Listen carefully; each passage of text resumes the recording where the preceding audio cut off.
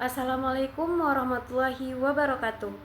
Sebelumnya, kami berterima kasih kepada Ibu Apoteker Mira Febrina Magister Sains yang sudah mempersilahkan kelompok kami untuk mempresentasikan hasil dari diskusi kami mengenai obat-obat pada sistem endokrin. Baiklah, di sini kami dari kelompok 1 yang menganggotakan. Yang pertama ada saya sendiri. Perkenalkan, nama saya Novi Nanda dengan NIM 2301076. Di sini saya sebagai moderator dari kelompok 1. Lalu ada rekan saya, ada Amanda Regina Julianti, ada Eva Osasa Frizal, Kesha Kanahaya Rahmani, Rehana Adelia Putri, Rizka Ananda Putri, Salsa Bunga Citra Lestari, dan juga Yola Julianti Fitri. Baik, untuk materi pertama akan dijelaskan oleh rekan saya. Baiklah, kita masuk ke materi pertama, yaitu pengertian obat. Obat adalah bahan ataupun bahan-bahan yang dimaksudkan untuk digunakan dalam menetapkan diagnosis, mencegah, mengurangi, menghilangkan, menyembuhkan penyakit atau gejala penyakit, luka ataupun kelainan badan dan rohaniah pada manusia dan hewan, termasuk untuk memperelok tubuh atau bagian tubuh manusia, termasuk obat-obat tradisional. Selanjutnya yaitu pengenalan sistem endokrin. Sistem endokrin adalah sistem kelenjar dan struktur lain yang mengeluarkan sekresi internal ataupun hormon yang dilepaskan secara langsung ke dalam sistem sirkulasi, mempengaruhi metabolisme dan proses tubuh lainnya. Kelenjar ini tanpa melewati duktus atau saluran dan hasil sekresinya itu disebut dengan hormon. Kelenjar utama dari sistem endokrin adalah hipotalamus, hipofisis, paratiroid, tiroid, adrenal, pineal body, dan organ reproduksi yang jika untuk perempuan itu ovarium dan untuk laki-laki itu testis. Baiklah, saya akan melanjutkan presentasi yaitu mengenai kelenjar pituitari. Kelenjar pituitari atau hipofisis terletak pada otak dan memiliki dua lobus, yaitu pituitari anterior dan pituitari posterior.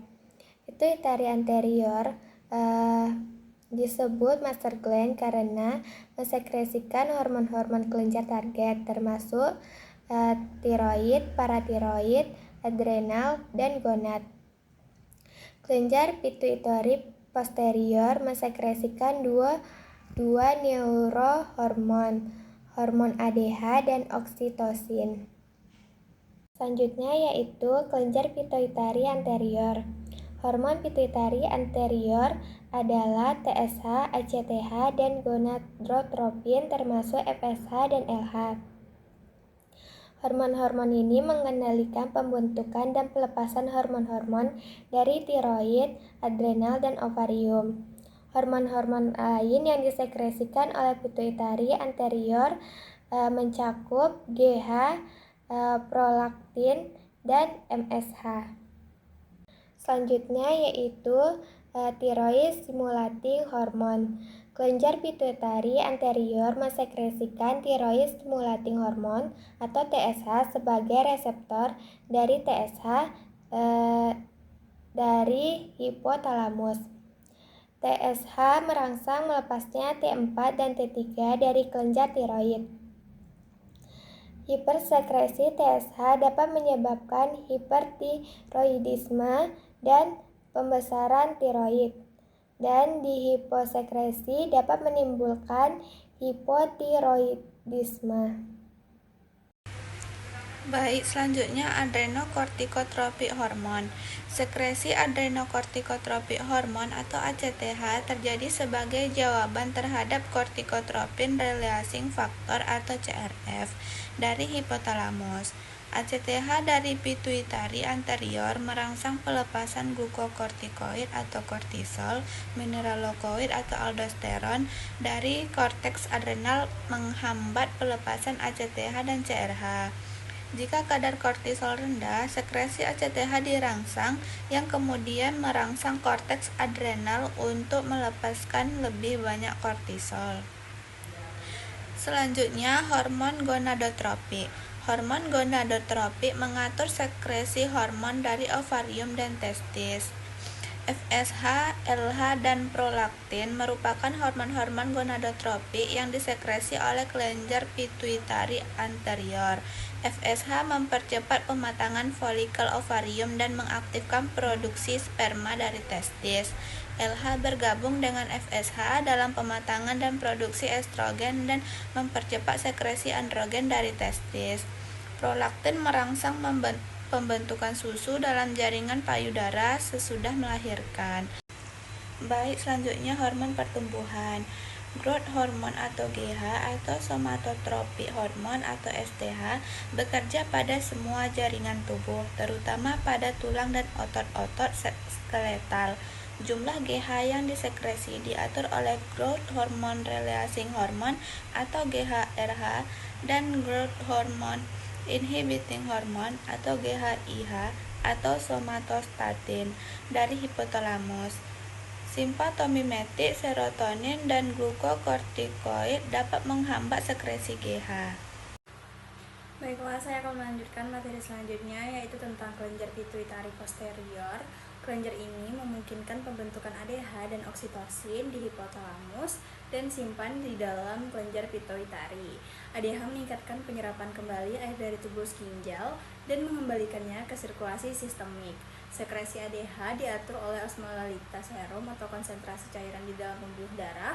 Peningkatan osmolalitas serum meningkatkan pelepasan ADH dari pituitari sehingga lebih banyak air diserap dari tubulus ginjal untuk mengencerkan cairan dalam pembuluh darah. Kelebihan ADH dapat membuat sistem vaskular terlalu penuh. Penurunan osmolalitas serum menurunkan pelepasan ADH, menambahkan ekskresi air dari tubulus ginjal. Selanjutnya adalah pankreas. Bagian eksokrin dari pankreas mensekresi enzim-enzim pencernaan ke dalam duodenum. Bagian endokrin memiliki pembagian sel yang disebut pulau-pulau Langerhans. Sel-sel alfa dari pulau ini memproduksi glukagon yang memecahkan glikogen menjadi glukosa di hati. Dan sel-sel beta mensekresi insulin yang mengatur metabolisme glukosa. Baiklah, selanjutnya adalah kelenjar adrenal. Medula adrenal melepaskan epinefrin, katekolamin, dan norepinefrin dan dihubungkan dengan sistem saraf simpatik. Korteks adrenal memproduksi dua tipe hormon utama kortikosteroid, yaitu glukokortikoid dan mineralokortikoid.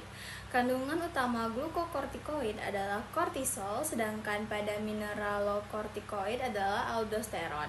Selain itu, korteks adrenal menghasilkan sejumlah kecil androgen, estrogen, dan progestin. Glukokortikoid memiliki pengaruh yang mendasar terhadap elektrolit dan metabolisme karbohidrat, protein, dan lemak, dan defisiensi dapat menimbulkan penyakit berat atau kematian. Baik, selanjutnya yaitu kelenjar paratiroid. Kelenjar paratiroid mensekresikan paratohormon atau hormon paratiroid, yaitu PTH, yang mengatur kadar kalsium di dalam darah.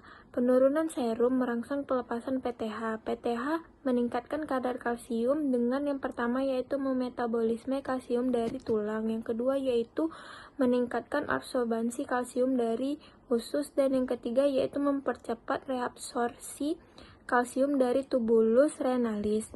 Kalsitonin adalah suatu hormon yang menghambat reabsorpsi kalsium oleh tulang dan meningkatkan ekskresi kalsium dari ginjal. Kalsitonin menghambat kerja. Selanjutnya yaitu penggolongan obat. Obat endokrin dibagi menjadi 3 kelompok besar berdasarkan gangguan hormonal yang ditangani. Yang pertama yaitu antidiabetes. Pertama biguanin yaitu metformin. Yang kedua sulfonylurea yaitu glimeklabin dan glimepirin. Yang ketiga insulin. Yang keempat inhibitor DPP-4 seperti sitaglipin dan vildaglipin. Yang kelima agonis GLP-1 seperti liraglutid. Yang kedua yaitu antitiroid. Yang pertama tianamin yaitu propiltiaurasil. Yang kedua yaitu imidazol seperti metimazol, karbimazol, dan tiamazol. Yang ketiga yaitu terapi hormon seksual. Yang pertama estrogen yaitu estradiol, etinil-estradiol. Yang kedua yaitu progesteron yaitu mikronizen, progesterol, dan dinogesterol. Yang ketiga yaitu androgen yaitu testrogen, anatat, dan metil testosteron. Selanjutnya, mekanisme kerja obat dan patofisiologi. Yang pertama, diabetes mellitus terjadi akibat gangguan produksi atau kinerja insulin sehingga kadar gula darah meningkat. Obat antidiabetes bekerja dengan meningkatkan sensitivitas insulin, mengurangi produksi gula hati, atau menggantikan insulin. Lalu yang kedua, hipertiroidisme disebabkan karena kelebihan produksi hormon tiroid T3 dan T4 yang meningkatkan metabolisme tubuh. Obat antitiroid seperti PTU dan metinazol bekerja dengan menghambat enzim tiroperoksidase yang diperlukan dalam sintesis. Lalu selanjutnya, gangguan hormon seksual terjadi akibat kekurangan atau ketidakseimbangan hormon seks seperti estrogen, progesteron, dan androgen. Terapi hormon bertujuan menggantikan hormon yang berkurang untuk menjaga fungsi sistem reproduksi dan metabolisme tubuh. Lalu, indikasi yang pertama ada metformin digunakan pada diabetes tipe 2 membantu mengontrol gula darah dan kadar pada PCO. Lalu selanjutnya sulfonilurea untuk meningkatkan sekresi insulin pada diabetes mellitus tipe 2. Lalu yang ketiga ada insulin digunakan untuk diabetes mellitus tipe 1, krisis hiperglikemia, dan diabetes mellitus gestasional. Lalu yang keempat ada PTU dan metimazol digunakan untuk mengobati hipertiroidisme seperti penyakit Graves. Lalu yang ketiga ada estrogen dan progesteron untuk terapi menopause, gangguan menstruasi, HRT, dan sebagai kontrasepsi. Lalu yang terakhir ada androgen seperti testosteron digunakan pada hipogonadisme pria, terapi transgender, dan anemia. Lalu selanjutnya ada efek samping dari obat antidiabetes hipoglikemia yang dimana paling sering pada sulfonilurea dan insulin, gangguan pencernaan metformin, dan infeksi saluran napas atas DPP-4 inhibitor. Lalu yang kedua ada obat dari antitiroid, reaksi alergi kulit, gangguan hati, agranulositosis, gejala gastitostentinal.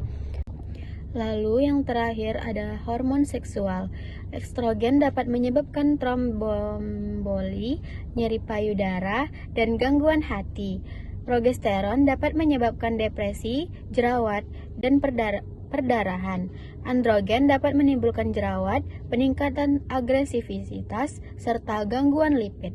Selanjutnya itu ada dosis dan contoh obat antidiabetes. Yang pertama itu ada metformin HCl, tablet salut selaput 500 mg dengan dosis sekitar 500 sampai 2000 mg per hari terbagi dalam 2 sampai 3 dosis. Artinya jika dosis metformin 500 mg per hari, maka bisa menjadi 3 dosis yang dimana berkisar antara 166 sampai 167 mg yang diminum tiap harinya dengan interval waktu pagi, siang, dan malam hari. Yang kedua itu ada glimepiride. Contoh obatnya glibenclamid 5 mg dengan dosis 1 sampai 4 mg per hari yang diminum 1 kali sehari sebelum makan. Yang ketiga itu ada insulin glargin 10 sampai 60 unit per hari, itu tergantung respon glukosa pasien. Contoh obatnya itu Lantus Solostar. Kemudian dosis dan contoh obat antitiroid. Yang pertama itu propilitioracil, di mana dosis awalnya 300 mg per hari yang dibagi dalam 3 kali pemberian dengan interval antar pemberiannya itu 8 jam. Tujuan pembagian dosis agar kadar obat ini dalam darah tetap stabil dan efek obat optimal selama hari tersebut. Yang kedua itu ada metimazol, itu dosis hipertiroidisme sedang yaitu 30 sampai 40 mg per hari yang dibagi menjadi 3 kali konsumsi. Hipertiroidisme parah dosisnya bisa 60 mg yang dibagi menjadi 3 kali sehari. Itu contoh obatnya ada metamizol sodium monohidrat kaplet 500 mg. Yang ketiga itu ada dosis dan contoh obat hormon estrogen, progesteron, dan androgen. Yang pertama itu ada obat estradiol alami yang diberikan secara oral dengan dosis 1 mg hingga 2 mg setiap harinya dengan siklus 21 hari aktif dan 7 hari tidak aktif. Yang kedua itu ada obat progesteron atau obat yang diberikan pada premenstrual syndrome dan depresi pasca melahirkan dengan dosis 200-400 mg 2 kali sehari. Contoh obatnya itu ada utrogestan 200 mg progesteron yang diminum secara oral. Selanjutnya itu ada dosis dan contoh obat antidiabetes. Yang pertama itu ada metformin HCl, tablet salut selaput 500 mg dengan dosis sekitar 500 sampai 2000 mg per hari terbagi dalam 2 sampai 3 dosis. Artinya jika dosis metformin 500 mg per hari, maka bisa menjadi 3 dosis yang dimana berkisar antara 166 sampai 167 mg yang diminum tiap harinya dengan interval waktu pagi, siang, dan malam hari. Yang kedua itu ada glimepiride. Contoh obatnya glibenclamid 5 mg dengan dosis 1 sampai 4 mg per hari yang diminum 1 kali sehari sebelum makan. Yang ketiga itu ada insulin glargin 10 sampai 60 unit per hari, itu tergantung respon glukosa pasien. Contoh obatnya itu Lantus Solostar. Kemudian dosis dan contoh obat antitiroid. Yang pertama itu propilitioracil, di mana dosis awalnya 300 mg per hari yang dibagi dalam 3 kali pemberian dengan interval antar pemberiannya itu 8 jam. Tujuan pembagian dosis agar kadar obat ini dalam darah tetap stabil dan efek obat optimal selama hari tersebut. Yang kedua itu ada metimazol, itu dosis hipertiroidisme sedang yaitu 30-40 mg per hari yang dibagi menjadi 3 kali konsumsi. Hipertiroidisme parah dosisnya bisa 60 mg yang dibagi menjadi 3 kali sehari. Itu contoh obatnya ada metamizol sodium monohidrat kaplet 500 mg. Yang ketiga itu ada dosis dan contoh obat hormon estrogen, progesteron, dan androgen. Yang pertama itu ada obat estradiol alami yang diberikan secara oral dengan dosis 1 mg hingga 2 mg setiap harinya dengan siklus 21 hari aktif dan 7 hari tidak aktif. Yang kedua itu ada obat progesteron atau obat yang diberikan pada premenstrual syndrome dan depresi pasca melahirkan dengan dosis 200-400 mg 2 kali sehari. Contoh obatnya itu ada utrogestan 200 mg progesteron yang diminum secara oral. Baiklah, sekian dari materi kami. Mohon maaf jika ada kekurangan. Kami akhiri. Wassalamualaikum warahmatullahi wabarakatuh.